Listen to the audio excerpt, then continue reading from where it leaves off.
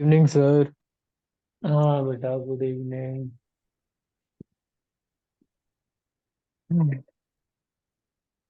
तो थर्मोडायनेमिक्स का रिवीजन कर लिया जाए। ठीक है सर, मैं नोट्स खोलता हूँ, एक मिनट। हम्म। ये सामने खुला हुआ है स्क्रीन पे। नहीं सर, एक मिनट।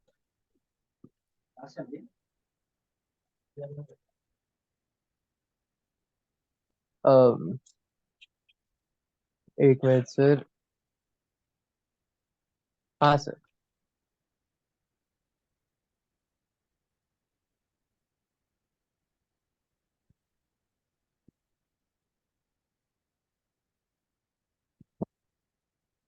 सर। क्या ये यूनिवर्स?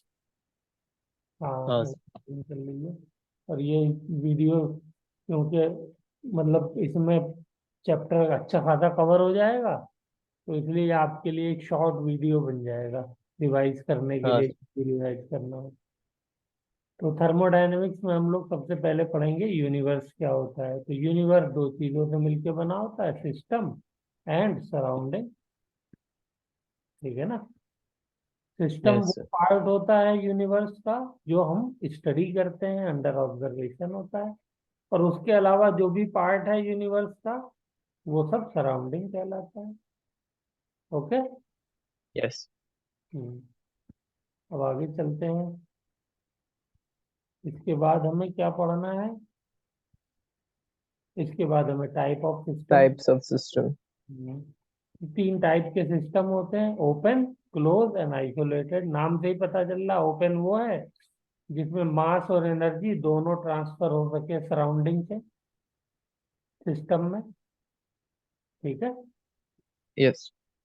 यानी आप सराउंडिंग से उसमें मास डाल भी सकें और मास निकाल भी सकें, और एनर्जी भी डाल हाँ सर। निकाल सकें। ठीक है ना। क्लोज सिस्टम क्या, आपने ढक्कन लगा दिया प्रेशर कुकर का, तो अब उसमें आप कुछ डाल नहीं सकते मास, लेकिन एनर्जी कोई दे हीट नहीं। सकते हैं। हाँ सर। है ना। तो वो हो जाएगा क्लोज सिस्टम। और आइसोलेटेड सिस्टम का दूसरा नाम बताइए क्या होता है? Sir, adiabatic system. एडिएबैटिक। ठीक है ना। तो एडिएबैटिक जो सिस्टम होता है वो क्या होता है?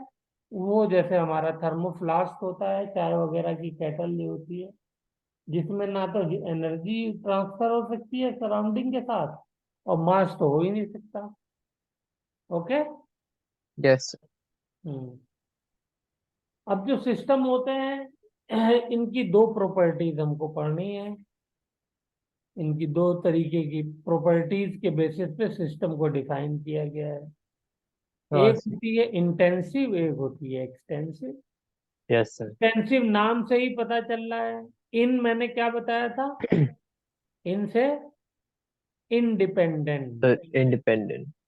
तो जो इंडिपेंडेंट ऑफ मास हो, इंडिपेंडेंट ऑफ मास हो, वो प्रॉपर्टीज जो है वो इंटेंसिव कहलाएंगी, बाकी एक्सटेंसिव कहलाएंगी। ठीक है ना। Yes sir. तो जो इंडिपेंडेंट ऑफ मास वाली प्रॉपर्टीज हैं वो कौन सी हैं? जैसे टेम्परेचर है।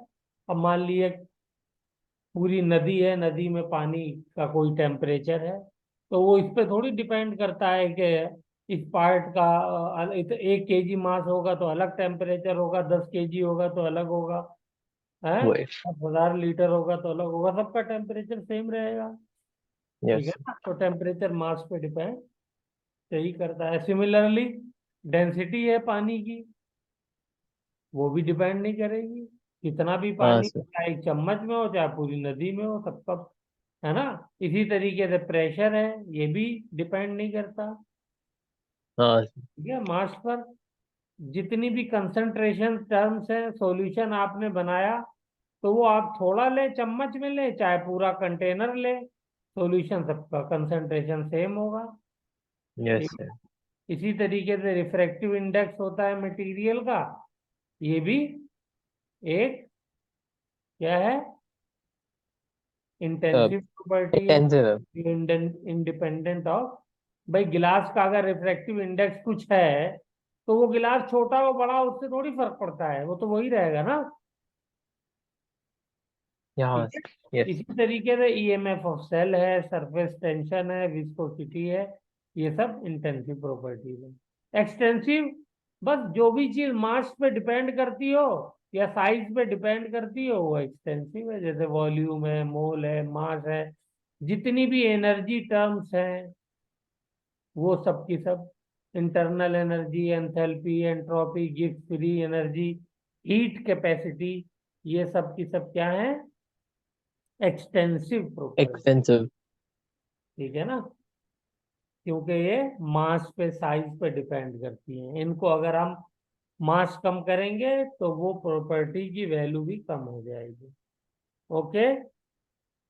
लेकिन इसमें एक चीज खास ये है कि जैसे ये हीट कैपेसिटी है तो ये यस, वाली तो एक्सटेंसिव है, लेकिन अगर मैं इसको मोलर हीट कैपेसिटी कर दूं तो ये इंटेंस हो जाती है। वो इंटेंसिव हो जाएगी, क्योंकि एक मोल जो है उसकी तो हीट कैपेसिटी कांस्टेंट ही रहेगी। या स्पेसिफिक हीट कैपेसिटी कर दूं, स्पेसिफिक हीट कैपेसिटी वन कितनी ग्राम रहती है, 1 ग्राम 1 ग्राम। की, तो वो भी कांस्टेंट रहेगी, तो वो इंटेंसिव में आ यस। जाएगी। फिर उसके बाद हमने ये भी सीखा था कि दो एक्सटेंसिव प्रॉपर्टीज को आप आपस में डिवाइड कर दीजिए तो क्या हो जाता है, इंटेंसिव प्रॉपर्टीज बन जाती हैं वो, यस सर। इंटेंसिव बन गई। ठीक है ना, एक एग्जांपल भी दिया हुआ है, ये रहा। मोल्स भी एक्सटेंसिव है, वॉल्यूम भी एक्सटेंसिव है, दोनों को डिवाइड किया तो कंसंट्रेशन बन गई, और कंसंट्रेशन जो है वो क्या है, इंटेंसिव प्रॉपर्टी है। ठीक है। यस। इंटेंसिव प्रॉपर्टी की दूसरी क्या खास बात होती है, खास बात ये होती है कि ये नॉन एडिटिव होती है, इनको ऐड नहीं कर सकते। जैसे यस सर। मान लीजिए इसका डेंसिटी अलग है इस वाले कंटेनर में जो भरा हुआ है, और इस वाले कंटेनर की डेंसिटी अलग है, दोनों को मैं मिक्स कर दूं तो क्या ये ऐड हो जाएंगी डेंसिटी? नहीं, नहीं। ऐड होकर के वैल्यू नहीं आएगी। ऐसे ही दो मान लिए कंटेनर है, इनका टेम्परेचर जो है वो T1 है, दूसरे का T2 है, तो दोनों को ऐड कर दूंगा तो क्या टेम्परेचर ऐड कर सकता हूं मैं? नहीं। कर सकता। ठीक है ना, तो इसको कहते हैं कि ये एडिटिव नहीं है। लेकिन एक्सटेंसिव प्रॉपर्टीज जो होती हैं वो एडिटिव होती है। जैसे इनका वॉल्यूम ले लीजिए या मास ले लीजिए, आप दोनों को ऐड करेंगे तो वॉल्यूम ऐड हो जाएगा, मास ऐड हो जाएगा, मोल्स ऐड हो जाएंगे, number of moles. Clear. Yes. Yes sir. अब उसके बाद हम लोगों ने पढ़ा था इंटरनल एनर्जी। तो इंटरनल एनर्जी क्या होती है, किसी भी सिस्टम में जितनी भी एनर्जीज पॉसिबल हैं जो हम सोच सकते हैं वो सारी एनर्जीज जो है वो मिल करके उसकी इंटरनल एनर्जी बनाती है। Yes sir. या काइनेटिक एनर्जी उसके मॉलिक्यूल्स की आपस में, पोटेंशियल एनर्जी चार्जेस के बीच में या पार्टिकल्स के बीच में, ठीक है ना, electrostatic energy, bond energy, nuclear energy, जो कुछ भी है सब आ जाएगी। सबको ऐड करेंगे तो इंटरनल एनर्जी कहलाएगी। ठीक है। और इसकी एब्सोल्यूट वैल्यू हम लोग कैलकुलेट नहीं कर सकते। हाँ ठीक सर, तो हमें चेंज है। लेना पड़ता है, डेल्टा लेना। हाँ, तो इसीलिए हम लोग क्या करते हैं, चेंज कैलकुलेट करते हैं। ठीक है। हाँ sir. Only change can be calculated. तो चेंज जो है वो किस पे डिपेंड करता है, टेम्परेचर पे डिपेंड करता है। ये बड़ा इंपॉर्टेंट पॉइंट है, यू हैव टू रिमेम्बर कि इंटरनल एनर्जी जो है वो टेम्परेचर पे डिपेंड करती है। अगर टेम्परेचर चेंज नहीं हुआ, यानी चेंज इन टेम्परेचर अगर जीरो है तो इंटरनल एनर्जी भी जीरो होगी। एम आई राइट? Yes sir. तो इस बात को हमें अच्छे से याद रखना है, इसके ऊपर कई मरतबा क्वेश्चन पूछ लेता है। ओके। फिर ओके। उसके बाद क्योंकि ये एनर्जी है तो ये एक्सटेंसिव प्रॉपर्टी होगी। ओके। और ये ओके स्टेट फंक्शन है। स्टेट फंक्शन बेटा क्या होता है? सर, तो स्टेट फंक्शन जो उसकी फाइनल और इनिशियल और इनिशियल स्टेट में फाइनल डिपेंड करता पोजीशन पे डिपेंड करता है, पाथ टेकन पे डिपेंड नहीं करता नहीं है। कर। ठीक है। तो जैसे 1 से 2 पे जाना है हमको, 1 स्टेट से 2 स्टेट पे 2 जाना पे है, तो आप किसी भी रास्ते से जाओ, 1 से जाओ, 2 से जाओ, 3 से जाओ, या किसी और से जाओ, तो इंटरनल एनर्जी चेंज जो आएगा वो सेम आएगा, क्योंकि ये स्टेट फंक्शन है। ठीक है। यस। हाँ, इसको बेटा डिफरेंशियल फॉर्म में ऐसे भी लिखा जाता है। अगर यहाँ पे डिफरेंशियल फॉर्म में जैसे ये लिखा हुआ है अंदर, डी यू बाय डीवी, और ब्रैकेट के बाहर टेम्परेचर लिखा, तो जो चीज ब्रैकेट के बाहर होती है वो कांस्टेंट होती है। ठीक है ना। यस। क्योंकि उसके रिस्पेक्ट में तो डिफरेंशिएट कर नहीं सकते, उसके रिस्पेक्ट में हाँ सर। डिफरेंशिएट करेंगे तो वो तो जीरो हो जाएगा, कांस्टेंट है। यस। तो जो वेरिएबल होता है उसी के रिस्पेक्ट में करते हैं। तो क्योंकि यस। टेम्परेचर जो है वो बाहर है और ये कांस्टेंट है, इसका मतलब तो चेंज इन इंटरनल एनर्जी क्या हो जाएगी, जीरो। अंडरस्टूड की बात है। चाहे वॉल्यूम यस। के रिस्पेक्ट में आप चेंज निकालिए और चाहे प्रेशर के रिस्पेक्ट में निकालिए, क्योंकि आपने टेम्परेचर को कांस्टेंट कर दिया है, इसलिए change in internal energy zero होगी। एम आई हाँ राइट? लेकिन अगर आपने यस। टेम्परेचर कांस्टेंट नहीं किया है, क्या कांस्टेंट किया है, प्रेशर या और वॉल्यूम, वॉल्यूम। तो फिर दोनों कांस्टेंट में से रहेगा। मैंने एक साथ लिख दिया है, लेकिन आप अलग अलग भी लिख सकते हैं। दोनों में से कोई एक कांस्टेंट किया तो उस केस में ये इंटरनल एनर्जी चेंज होगी। ठीक है, क्लियर है। हाँ सर, हाँ सर। ये डिफरेंशियल फॉर्म में लिखने का तरीका है। आइडियल गैस के बारे में मैंने बताया था। आइडियल गैस का मतलब क्या होता है, ऐसी गैस जिसके बीच में इंटरमॉलिक्यूलर फोर्स जीरो हो। ठीक है ना। यस। यानी उनके बीच में कोई भी फोर्स नहीं लग रहा है। और सबसे वीक फोर्स कौन से होते हैं?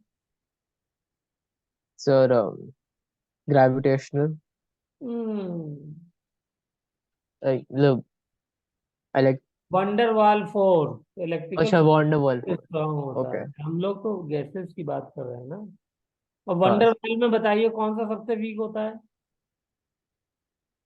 सर, वॉन्डर वॉल में London force.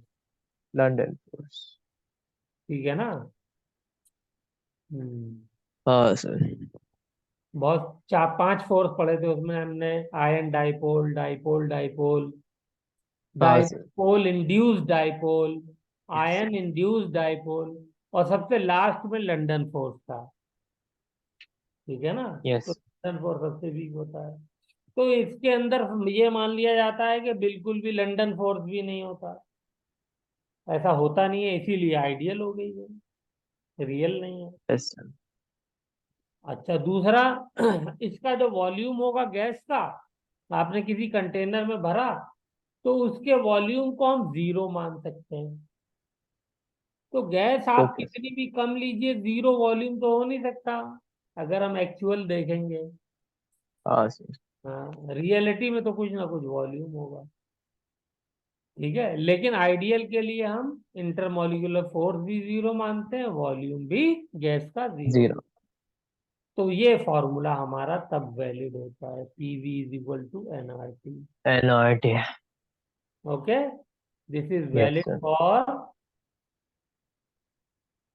Ideal gas. Yes sir. लेकिन अगर गैस आइडियल नहीं है तो ये करेक्शन फैक्टर आ जाता है। प्रेशर में एक टर्म प्लस ए ऐड हो जाती है, और यस सर। वॉल्यूम में एक टर्म माइनस बी ऐड हो जाती है। ये हम लोग चैप्टर स्टेट वाले में कर चुके हैं, yes sir. State of matter में। ठीक है, चलिए। तो इंटरनल एनर्जी हमने क्लियर कर ली, समझ में आ गई क्या यस। होती है। हाँ टेम्परेचर सर। डिपेंडेंट होती है, उसका सबसे इंपॉर्टेंट पार्ट था। अगर टेम्परेचर चेंज जीरो है तो इंटरनल एनर्जी भी चेंज जीरो आएगा। ओके। Yes. अब आते हैं हीट एंड वर्क के ऊपर। तो हीट क्या होती है?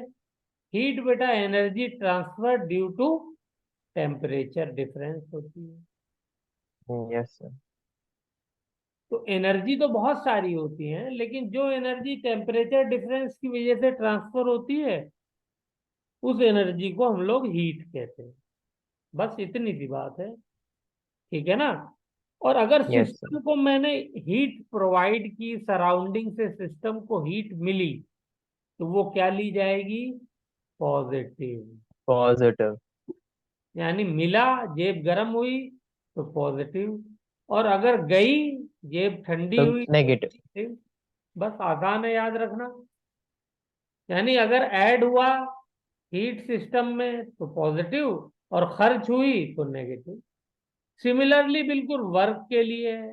वर्क क्या होता है? इसमें भी एनर्जी ट्रांसफर होती है, लेकिन ये कैसे होती है? ये मैकेनिकल वर्क के जरिए होती है, कि पिस्टन ने मूव कराया, या पिस्टन को हमने मूव कराया, या पिस्टन को जो है अंदर गैस जो है सिस्टम के उसने मूव कराया, तो इसको Yes, sir. मैकेनिकल वर्क कहते हैं। उसकी वजह से जब मूवमेंट होता है तो वर्क होता है।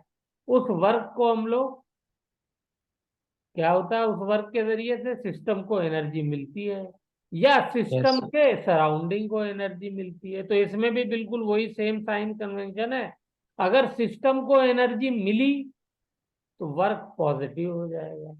और सिस्टम को एनर्जी कैसे मिलेगी? सराउंडिंग उस पर वर्क करेगी तब।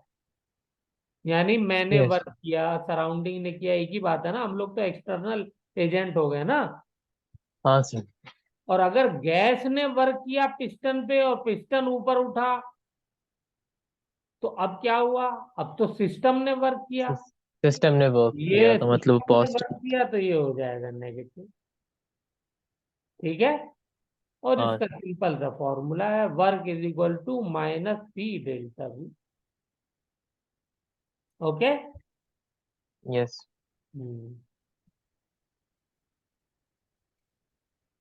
तो ये हो गया P delta V is equal to work. और ये डेल्टा वी कैसे आया? ये इस फॉर्मूले से हमने कैलकुलेट किया है। तो पी डेल्टा वी आता है, माइनस साइन हम लोग क्यों लगाते हैं?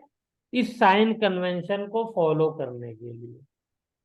जो ओके साइन सर। कन्वेंशन माना गया है केमिस्ट्री में, उसको फॉलो करने के लिए हम लोग ये माइनस साइन लगाते हैं। फिजिक्स में इसका उल्टा होता है साइन कन्वेंशन, बस यही थोड़ा सा चेंजिंग है। ठीक है, तो यहाँ तक हमारा हो गया, वर्क भी हो गया, और जो है क्या कहते हैं, सिस्टम्स कितने टाइप के होते हैं वो भी हो गया, प्रॉपर्टीज भी हो गई, इंटरनल एनर्जी हो गई, हीट हो गई, ये सब चीजें हो गई। बताइए, एनी प्रॉब्लम यहाँ तक? No problem. उसके बाद ये साथी साथी से हम लोग फर्स्ट लॉ ऑफ थर्मोडायनेमिक्स पढ़ रहे हैं। क्या है ये? First law, energy can neither be created nor destroyed, और only भी can be changed destroyed, forms. It can change from one form to another form. इसी को थर्मोडायनेमिक्स में ऐसे लिख देते हैं। कैसे लिख देते हैं?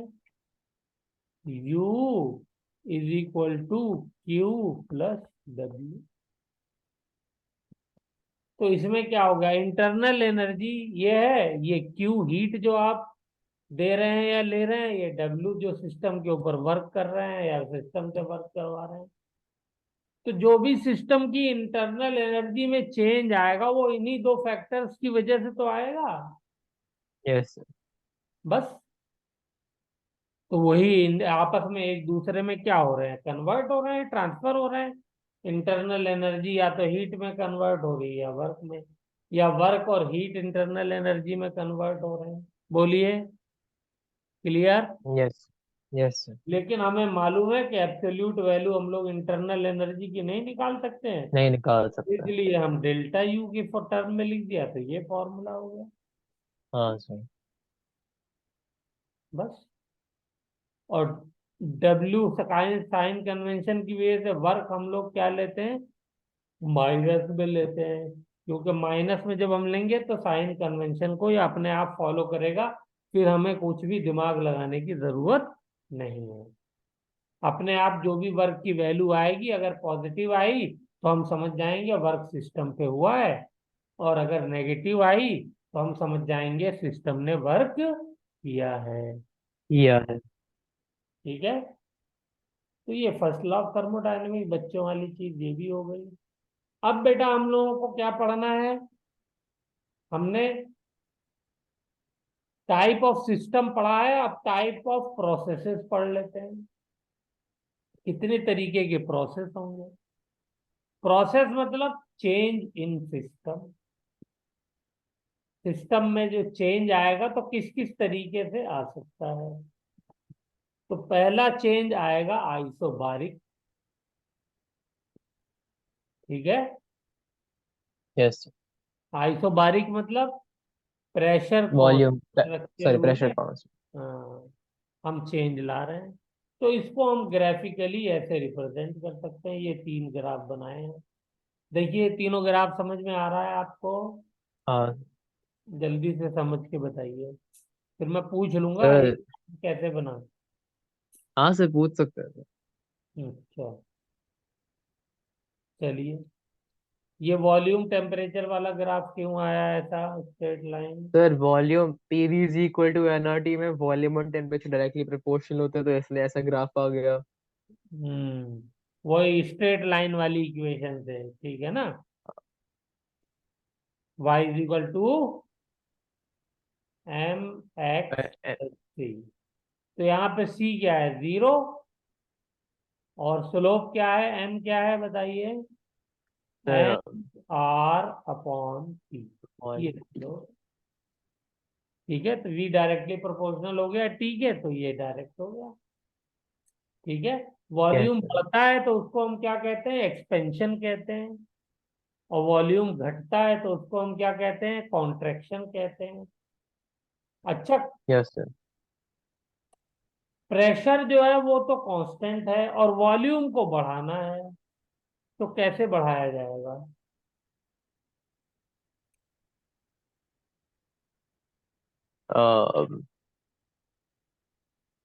हीट करके बढ़ाया जाएगा।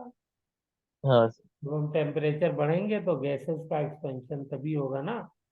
बाहर यस मान सर। लीजिए एटमॉस्फेरिक प्रेशर लगा हुआ है, तो एटमॉस्फेरिक प्रेशर ही बना रहेगा, पिस्टन अपने आप उठता रहेगा। कब तक यस उठेगा? सर। जब तक बाहर वाला प्रेशर अंदर वाले प्रेशर के बराबर ना हो जाए। ठीक है ना? तो इसीलिए यस सर। एक्सपेंशन को हमने यहाँ पे हीटिंग भी लिख दिया है। और अगर कूलिंग करेंगे तो क्या हो जाएगा? Sir contract. कॉन्ट्रैक्शन हो जाएगा। क्यों? क्योंकि मॉलिक्यूल्स की काइनेटिक एनर्जी कम होती चली जाएगी, तो वो करीब आने शुरू हो जाएंगे। करीब यस सर। आएंगे तो पिस्टन क्या हो जाएगा? अंदर का प्रेशर कम होगा, तो फौरन पिस्टन नीचे आ जाएगा, बाहर वाले प्रेशर जो है उसको अपने बराबर करने के लिए। ठीक है। Yes sir. हम्म इसी तरीके से आइसोकोरिक है। आइसोकोरिक के लिए ये ग्राफ बनेगा। इसमें कोई क्वेश्चन हो तो? नहीं सर। आइसोथर्मल। आइसोथर्मल में ये ग्राफ बनेगा। ठीक है। Yes sir. साइक्लिक प्रोसेस हमें सर मालूम है। जिसमें इनिशियल फाइनल स्टेट सेम होती है, तो मतलब। हाँ, इसमें एक वर्ड और इम्पोर्टेंट है। क्या? In which initial and final states are same by following the loop path. Loop भी बनना हाँ। चाहिए। मान लो हाँ मैं सर। यहाँ से यहाँ गया, और फिर यहाँ से यहाँ आ गया, तो है तो साइक ये इनिशियल फाइनल पोजीशन सेम ही तो है, लेकिन ये साइक्लिक नहीं है। साइकिल भी तो बननी चाहिए थी। हाँ सर। हम्म, तो ये हो गया। ठीक है, जैसे ये एक एग्जांपल दिया हुआ है। ठीक है। इस एग्जांपल में कोई बात पूछनी हो तो बताइए। नहीं सर। सर यहाँ पे रूल भी था ना, हेस लॉ करके कुछ था जो। हेस लॉ तो बेटा वो लास्ट में आएगा, ओके सर। एलपी, थर्मोकेमिस्ट्री के अंदर। अभी तो हम थर्मोडायनेमिक्स पढ़ रहे हैं, इसका जो नेक्स्ट ओके। है। ठीक है। यस। हाँ, तो अब देखिए, ये हमारा हो गया। यहाँ पे देखिए, ए से बी गए तो आइसोबारिक है। क्यों? इसलिए कि कांस्टेंट प्रेशर है और एक्सपेंशन हो रहा है, इसका मतलब हीटिंग हम इसको कह सकते हैं। बी से सी जा रहे यस। हैं तो क्या हो रहा है? प्रेशर कम हो रहा है। ठीक है। यस। प्रेशर कम करने के लिए भी हमको क्या करना पड़ेगा? कूलिंग करनी पड़ेगी।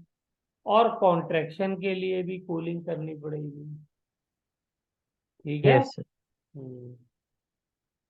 यहाँ पे प्रेशर बढ़ रहा है, प्रेशर बढ़ाने के लिए भी हीटिंग करनी पड़ेगी, और एक्सपेंशन के लिए भी हीटिंग करनी पड़ेगी। और ये सारे फंक्शन हमारे साइक्लिक प्रोसेस के लिए जीरो होते हैं। बताइए क्यों? क्या सर?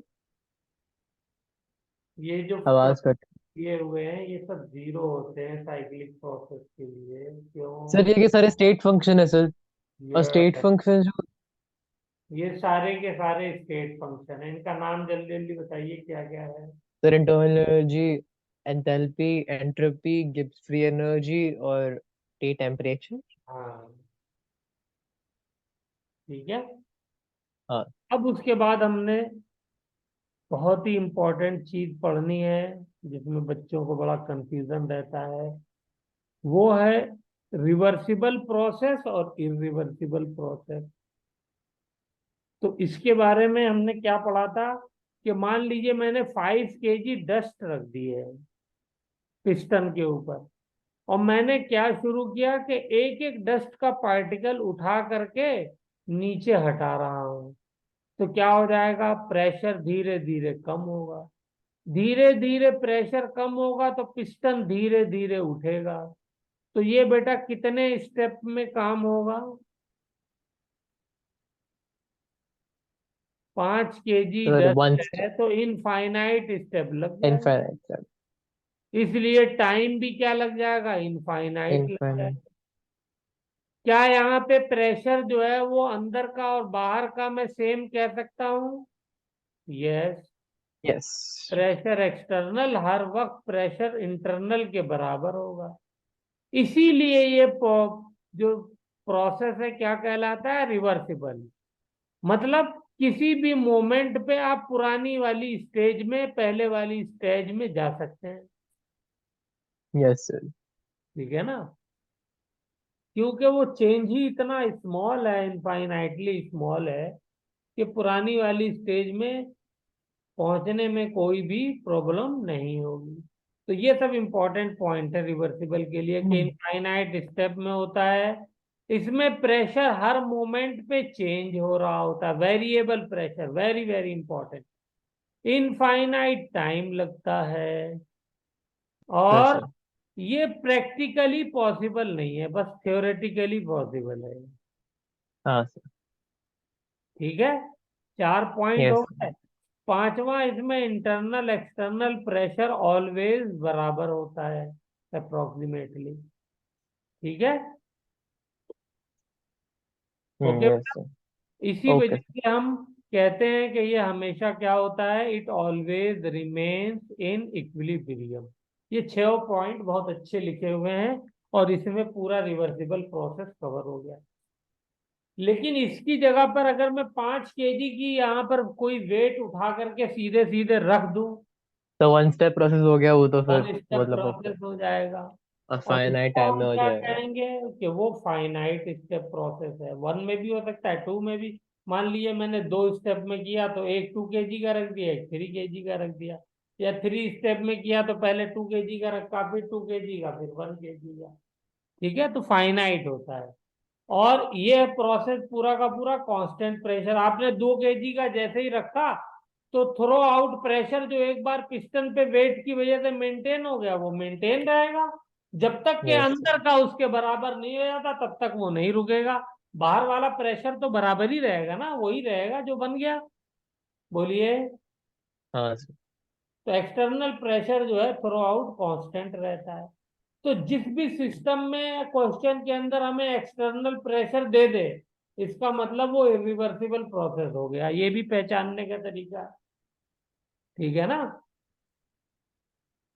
ओके। यस यस और इसलिए इसको टाइम भी कितना लगता है, फाइनाइट टाइम लगता है। ठीक है। और यही yes sir. Process practically possible है। और इसमें एक्सटर्नल प्रेशर जो होता है वो या तो बहुत ज्यादा होगा या बहुत कम होगा। अब आपने अगर ब्रिक हटा दी या वेट हटा दिया तो एक्सटर्नल प्रेशर बहुत कम हो जाएगा इंटरनल से। तो दोनों पॉसिबिलिटीज हैं, बहुत ज्यादा होने की भी और बहुत कम होने की भी। Depend yes sir. करता है आपने वेट रखा है या वेट हटाया है। ठीक है। ओके। और ये यस इक्विलिब्रियम पे कब होता है? सिर्फ और सिर्फ, बोलिए, at the end of the process. Yes sir. ठीक है ना? Very yes sir. गुड। काफी कवर कर लिया हमने। अब आते हैं, वर्क हमको पढ़ना है और वर्क की कैलकुलेशंस करनी है। तो वर्क हमको निकालना है सारे प्रोसेसेस के लिए। हाँ तो हमने कितने प्रोसेस पढ़े? Isobaric, isochoric, isothermal, adiabatic. तो उन सब के लिए वर्क निकालना है। तो सबसे पहले हम लोग आइसोथर्मल के लिए निकालेंगे। आइसोथर्मल का मतलब टेम्परेचर कांस्टेंट। टेम्परेचर कांस्टेंट का मतलब डेल्टा टी जीरो। और डेल्टा टी जीरो होते ही इंटरनल एनर्जी जीरो। तो first law of yes thermodynamics के अंदर जब ये वैल्यू हमने पुट करी तो हमारा क्या आ गया, Q is equal to minus W. Work निकल गया। या W is equal to minus Q. Yes sir. तो आइसोथर्मल के लिए तो बहुत ही सिंपल हो गया निकालना। बोलिए। हाँ सर। यस आइसोबारिक के लिए प्रेशर कांस्टेंट। तो प्रेशर कांस्टेंट तो सीधे सीधे फॉर्मूला हो गया, ये रहा। ये भी कोई मुश्किल नहीं है। ठीक है ना? हाँ sir. W is equal to हमने पढ़ा हुआ है माइनस पी डेल्टा वी। और ये एक्सटर्नल हमने लिख दिया। ठीक है। क्योंकि यहाँ पे प्रेशर क्या है, कांस्टेंट। बताइए कौन सा प्रोसेस हुआ ये? Sir ice sir pressure constant तो। इरिवर्सिबल। ओके अच्छा वैसे कुछ ओके। हाँ, हाँ इरिवर्सिबल नहीं ठीक। प्रेशर कांस्टेंट होता है। हाँ सर। आइसोकोरिक में क्या हो जाएगा, उसका तो वर्क डन ही जीरो हो जाएगा। Yes sir. है ना? क्योंकि delta change in volume zero तो वर्क डन जीरो। ठीक है। हाँ तो इस केस में क्या हो जाएगा, फर्स्ट लॉ ऑफ थर्मोडायनेमिक्स से delta U is equal to Q आ जाएगा। और इस क्यू को हम क्यू वी लिखते हैं। क्यों लिखते हैं क्यू वी? क्योंकि कांस्टेंट वॉल्यूम पर ये हमारी इक्वेशन बनी है। Yes sir. ठीक है ना? तो जब भी वॉल्यूम किसी भी सिस्टम का कांस्टेंट हो जाए, यानी कोई भी सिस्टम जो है वो आइसोकोरिक हो जाए, तो हम सीधे सीधे ये कह सकते हैं कि इंटरनल एनर्जी में जो भी चेंज आएगा वो हीट के लेने और देने की वजह से आएगा। Yes sir. और हमको मालूम है हीट तो पाथ फंक्शन है। हीट क्या है? अच्छा, यहाँ पे वहां नहीं बताया था, यहाँ पे बता देते हैं। हीट क्या है? Path function. वर्क भी पाथ फंक्शन है। लेकिन इस पर्टिकुलर केस के लिए ये स्टेट फंक्शन हो जाती है। बताइए क्यों? सर क्योंकि ये सिर्फ और सिर्फ इंटरनल एनर्जी पे डिपेंड कर रही है और इंटरनल हाँ सर। एनर्जी चेंज जो है वो स्टेट फंक्शन है। Yes sir. इसलिए तो ये क्वेश्चन आपसे पूछ सकता है कि हीट जो है वो किस कंडीशन में स्टेट फंक्शन हो जाती है। ठीक है। Okay sir. चलिए, तो ये आइसोकोरिक भी हो गया हमारा, आइसोबारिक भी हो गया, आइसोथर्मल भी हो गया। अब साइक्लिक प्रोसेस आ जाइए। साइक्लिक प्रोसेस में हमको मालूम है कि इंटरनल एनर्जी चेंज जीरो आएगा, क्योंकि ये स्टेट फंक्शन है। तो ये भी कौन सी वाली इक्वेशन बन गई? सेम आइसोथर्मल जैसी हो गई। Yes sir. ठीक है ना।